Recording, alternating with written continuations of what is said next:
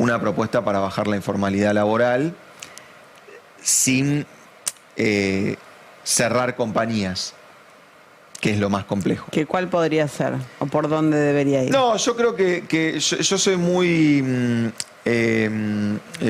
promotor de los esquemas de palo y zanahoria.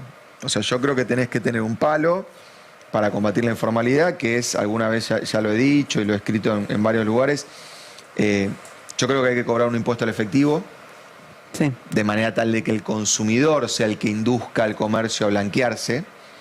Al mismo tiempo tenés que hacer... ¿Cómo sería eso? Voy al cajero, pongo 1000 y salen 900. Entonces, cuando me doy cuenta que pasa eso, voy al kiosco y le digo, no, cobrame con tarjeta, con billetera virtual, con QR, etcétera. Cuando yo salgo el efectivo y me meto a la billetera virtual, lo único que tiene que hacer Arca es mirar que si hay un tipo que recibe transferencias de 134 quits por día, eso se llama un comercio. No se llama que tenés una familia grande que te ayuda, ¿sí?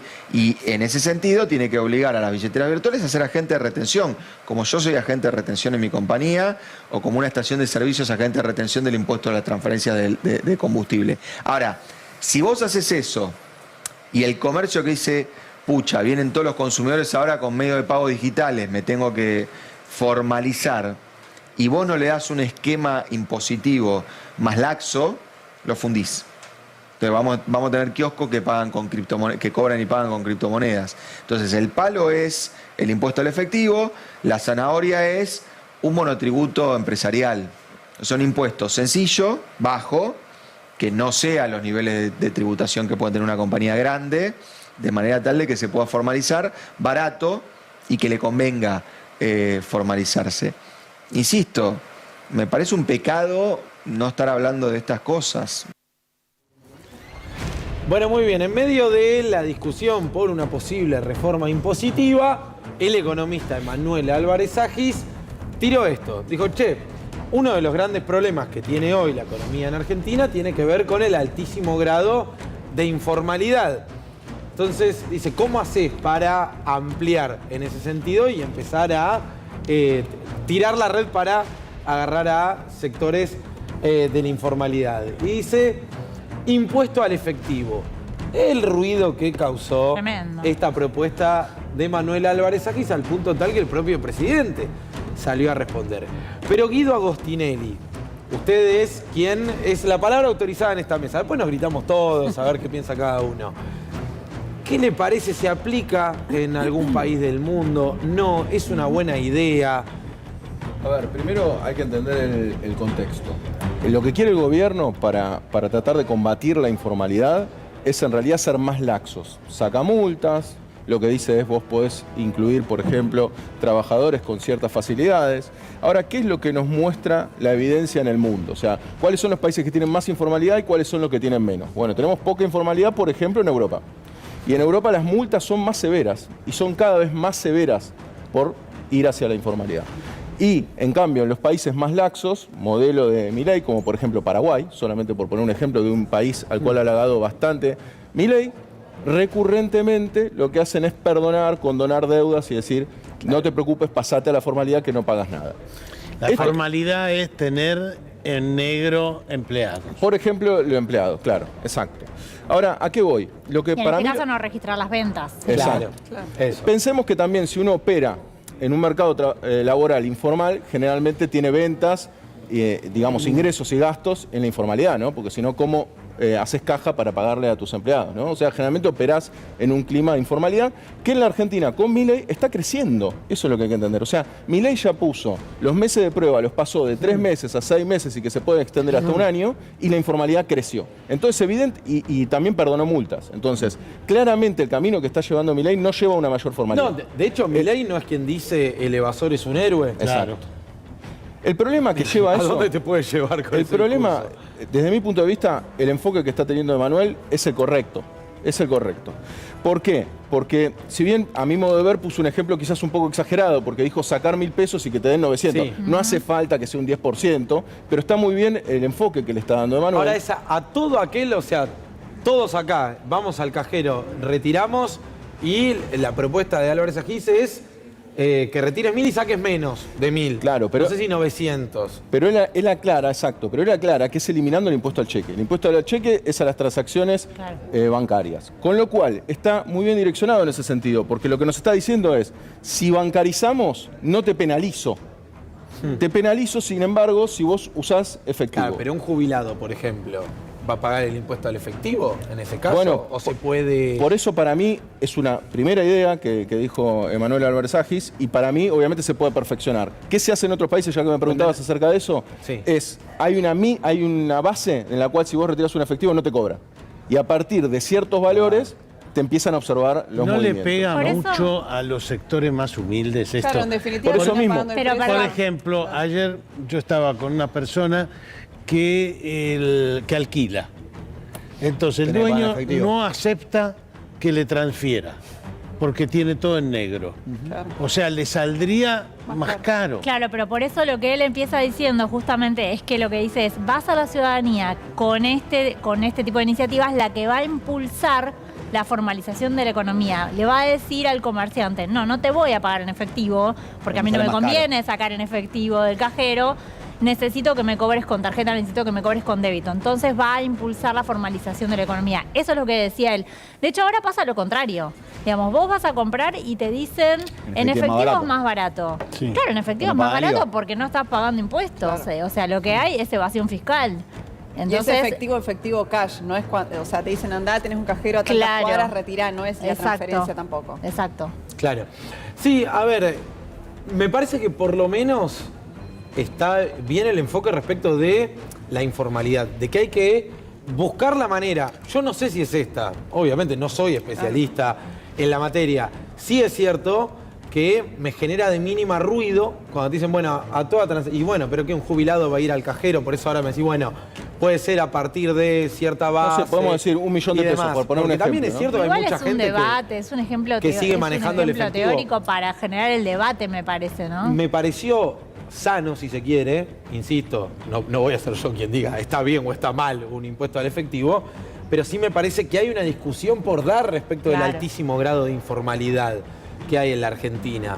Del otro lado, es un gobierno y un presidente te dice el que va es un héroe directamente. Bueno, me parece que está bien decirle a la gente, che, tenemos algo por discutir que es cada vez más preocupante, si se quiere, ¿sí? Respecto de el altísimo grado de informalidad, ¿no? Y después me parece que sí se agarraron mucho de el valor. Este ejemplo que dio de sacar, pedís 1.000, te dan 900. Como las empanadas de Darín, digamos. Siempre se Claro. termina agarrando el valor en vez de tratar Es de un entender el ejemplo de ejemplo. ¿no? libro, ¿no? Medio clásico, como... Por eso, y no. lo que hay que entender, a mí me parece que lo central de la informalidad, porque si no parece como, bueno, hay informalidad, convivimos con eso y ya está, es que pagamos más impuestos todos, producto de que hay una alta informalidad. Claro. O sea, la medición está dando 43% de informalidad en términos laborales. Bueno, y retomamos el debate por el impuesto al efectivo, inaugurado en las últimas horas por Emanuel Álvarez Agis, con la complicidad del presidente de la Nación. El presidente que se molestó y mucho, Guido, por la propuesta de Álvarez Agis. Vamos a ver qué es lo que decía Milei en su cuenta de Twitter en las últimas horas. Kirchnerista igual ladrón, así arranca. El que fue viceministro de Economía de Kicillof propone de modo abierto robarte el 10% de tus ingresos que destines al consumo. Jamás piensa en achicar el gasto, sino solo en cómo recaudar más para ser ellos quienes deciden cuánto y en qué gastar tu dinero. Y hay uno más. Aquí les dejo un artículo de Fernando Álvarez que deja de manifiesto que la propuesta de Álvarez el Chorro, antes conocido como Álvarez el Gil, volvieron los apodos, Sí, compañeros. se terminó, ¿no? Lo Cuídense, buena onda. nadie está exento de ligarse un apodo de Milei, ¿eh? El presidente de la Nación, por cierto. ¿Qué diferencia hay entre la propuesta y que un chorro te espere a salida de un cajero y te robe el 10%? Ah, mira. O más simple, que una de cada 10 veces que vas a retirar dinero, un chorro te afane. Eso es el kirchnerismo, un ladrón que usa la ley para legalizar el robo de los políticos. El problema es que además son un ladrón estacionario. Chiao, volvió el Chiao, volvió con todo, apodos, Chiao, todo junto. Ahí estaba Milei entonces al cruce de Emanuel Álvarez Agis. Ahora, yo decía recién, ¿no? Me parece que hay que dar una discusión respecto del altísimo grado de informalidad. No sé si es a través del impuesto al efectivo, no sé si ese es el porcentaje, me parece que no, y podría continuar con las reflexiones. Pero sobre todo, no voy a dejar de decirlo, uno, cuando ve el alto grado de informalidad y demás, se siente un gil, por hablar mal y pronto, ¿no? El que paga todos sus impuestos, el que va en regla, el que está al día y demás. Bueno, hay poco incentivo cuando te dicen el que va de es un héroe. Pero hay algo para mí de fondo, de la concepción del presidente de fondo, y es que el presidente entiende que hay que pagar cada vez menos impuestos porque el Estado, porque ¿para qué recauda el Estado de impuestos? Bueno, para cumplir determinadas funciones. Para el presidente el Estado no tiene que cumplir ninguna función. En el fondo hay una cuestión filosófica ahí, ¿no? Y es decir, que... ¿Siguen cobrando correrlo los del impuestos, medio. Gaby? ¿Cómo? ¿Sigue cobrando los impuestos? Claro, pero lo que dice es que el que va es un héroe porque justamente entiende que no es importante que el Estado recaude impuestos. Sí, un dato que el presidente obviamente nunca resalta es que en el primer año de gestión de Pero no Milei, volvió ganancias, no. el año pasado Claro. aumentó la presión tributaria en Argentina. Pero claro. O sea, los impuestos sobre PBI aumentó. O sea, que es lo que está diciendo el robo cuando te vas del cajero, justamente lo está haciendo él en sus términos. Sí, absolutamente. Claro. Mira, un ejemplo. Digo, en No lo volvió discursivo. ganancias en la cuarta categoría. Yo lo digo en no. lo discursivo, ¿no? No digo que eso se traduzca No en los eliminó hechos. la devolución del IVA también. Exacto. Provisoriamente No. había aumentado el impuesto país también el año pasado. Claro. Mira, Estuvo- están licitando las rutas porque las rutas están hechas un desastre por peaje. Y si nosotros pagamos el impuesto al combustible, Claro. que es para Tal cual. ¿Quién se lo come justamente arreglar las rutas. Sí, pero no va a arreglar las O rutas. sea, lo sigue, no, pero Por lo eso. sigue recaudando Entonces, y ahí no donde está. está. Entonces, me saca del impuesto al combustible y además me va a sacar del peaje otra vez. O sea, doble imposición. Él es el que nos está cobrando doble impuesto ahí. No, y el tema, quien está bancarizado y demás, vos agarrás un resumen de tu cuenta. Te cobran de todo, de todo. Ah, no. Sí, todo. Y por sacar efectivo de todo. los cajeros también, salvo que tengas una cuenta bonificada, por ejemplo. Los bancos también te cobran. Sí, por eso una vez más él no hizo mención a la otra parte de la propuesta, ¿no? Lo de quitar el impuesto al cheque. Claro. Que justamente Sí, es sí. un robo. O sea, esa parte que es uno de los impuestos también que más recauda, eso hay que recordarlo, por eso no se quita, porque es un impuesto muy fácil de cobrar. Claro, uno dice, el más justo ¿cuál es? Ganancias para las empresas. ¿Qué es lo que pasa con las empresas? Pueden eludir, pueden evadir. Ahora, ¿qué es lo que ocurre con el impuesto al cheque? Hacer la transacción y automáticamente te lo cobra. Entonces es muy efectivo para cobrar. En términos de impuestos, eso también es importante, ¿no? Claro, por eso, vuelvo a decirlo. Me parece que hay un debate válido respecto a la cuestión de fondo. Después el camino es muy discutible, uno no tiene todas las respuestas y mucho menos sin ser especialista, ¿no? en la materia. Ahora, sí hay algo por discutir respecto de la informalidad y respecto de cómo hacemos para reducir esa informalidad, siempre en pos de proteger a los sectores más vulnerables. Nadie está proponiendo que los jubilados pierdan el 10% cuando sacan el efectivo. Me parece. Si es eso, bueno, ya digo, no hay discusión posible directamente, ¿no? Digo, no tenés ni para empezar el debate. Ahora, algo hay que hacer, indudablemente. Sin duda. Y el gobierno hasta acá viene hablando de una reforma impositiva, pero tampoco hay mucho en cuanto a, bueno, ¿por dónde? ¿Cómo? ¿Qué? Sí, sí, que no sea también un incentivo, porque uno se vuelve laxo, se vuelve un incentivo a pasarse a la informalidad. Esta falta de controles de ARCA y demás, que Paraguay. yo celebro porque estábamos muy alto en términos informativos, lo que hacen es informar en valores muy altos, lo cual incentiva a quien estaba justo sobre el límite a pasarse a la informalidad, ¿no? Bueno, muy bien. Un debate que me parece promete varios capítulos más, ¿eh?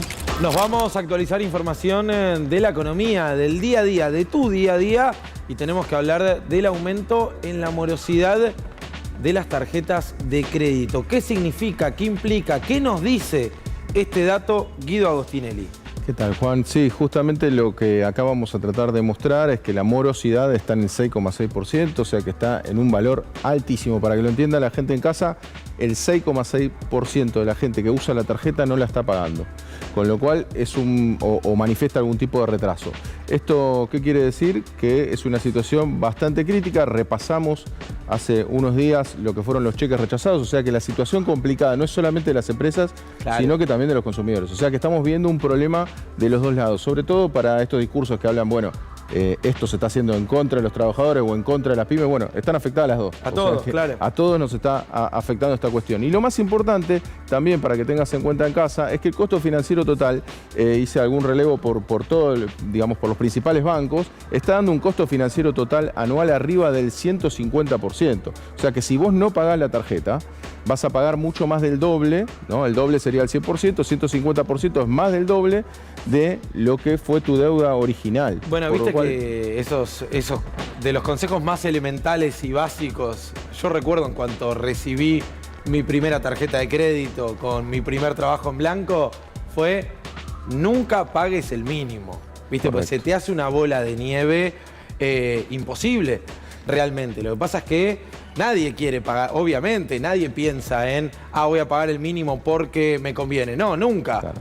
Pero imagínate todo lo que recortaste, todo lo que hiciste antes de efectivamente decir, bueno, pago el mínimo y entro en este derrotero del que es muy complicado salir. Exacto, y aparte que hay que agregar un dato más, que es, una cosa es con una inflación muy elevada, otra cosa es con la inflación que ha logrado moderar parcialmente el gobierno, entre el 30 y el 40% anual, estamos en este momento, con lo cual un 150 es una tasa de interés real positiva muy, muy alta, y el gobierno ha desregulado esta tasa que te pueden cobrar los bancos, con lo cual hace que es importante que uno mire cuál es el banco con el que opera, y vean cuál es este costo financiero. A su vez también, que es la última instancia, si en caso que no se pueda llegar, también ver cuánto están las tasas de los préstamos a la persona, ¿no? Los préstamos personales, porque si la tasa es menor, te conviene sacar un crédito personal antes que pagar el mínimo de la tarjeta. Esto me parece que es... Sí, pero otra vez, bueno, pero quizás la tasa pueda ser un problema menor, mucho más grande ahí. Claro. Exactamente. Pagar el mínimo tiene que ser realmente una instancia de ultimísima instancia, y obviamente es conveniente entrar en un préstamo o relevar esas tasas, porque es muy importante tener presente que esto se te puede multiplicar a lo largo de los meses y realmente se puede volver algo impagable, y eso ya se está viendo en los datos. O sea, ya estamos viendo datos importantes de gente que no puede pagar, ¿no? Y el dato previo de los últimos meses también tenía que ver con el uso de la tarjeta de crédito para pagar alimentos,